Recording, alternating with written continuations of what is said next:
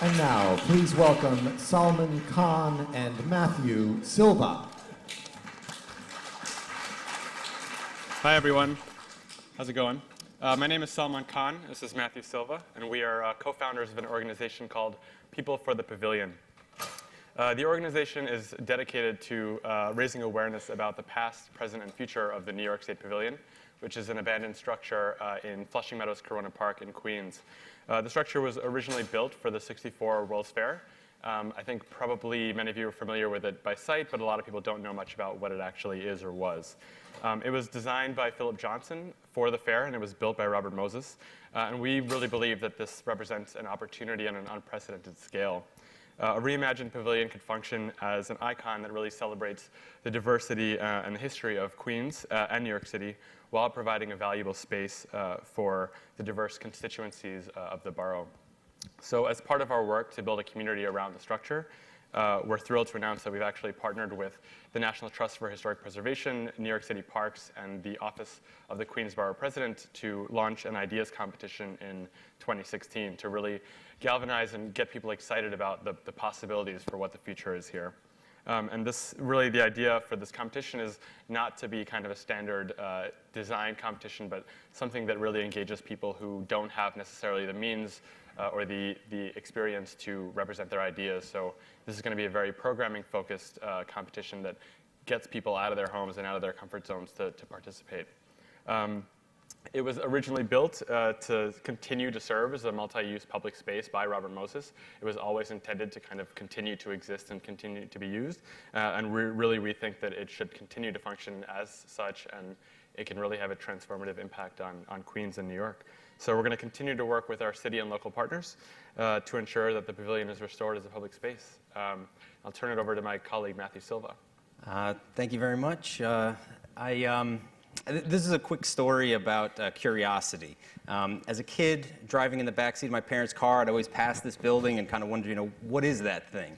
My parents didn't go to the World's Fair, so I didn't have any World's Fair stories. Years later, I would learn that Philip Johnson was the architect of the building. I'd learn about the World's Fair history. But I became more interested actually in the stories that happened after the World's Fair, that the building was a concert venue for bands like the Grateful Dead and Led Zeppelin. In the 70s, it became a roller skating rink, which I thought was kind of interesting. But I looked at the structure and I thought, certainly the building could be used for something, it's just sitting there rotting away. And I actually asked that question to my 8th grade technology students, and we conducted our own little ideas competition in our classroom. And in doing that project, I wound up developing and producing a documentary film about the New York State Pavilion in the hopes that it would help change the public perception for what the building was and what it could be in the future. Through making that film, I met the late Christian Doran and Salmaan Khan. Together in 2014, we launched People for the Pavilion. With our partners, the Queens Borough President, Melinda Katz, and the New York City Parks Department, we're happy to say that the future of the New York State Pavilion is brighter than it's been in decades. We're going to continue to work with our community partners, and we're going to try to come up with try to facilitate finding a new use for the structure. We hope to see you along that journey. Here's the trailer. Thank you very much, and let's go Mets. World's Fair buildings are not designed to be permanent. They're meant to be taken down again. Somehow, there's always something that turns up at a World's Fair that nobody wants to tear down. And in this case, the New York State Pavilion was one.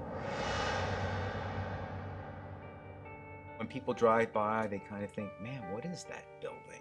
What are they doing there? The building has been weirdly off everybody's radar now for a number of years. It's just those towers from Men in Black that become spaceships at the end and explode. This multi-million dollar building by a award-winning architect. But year and year would go by and it still stood there. Certainly, they could do something with it.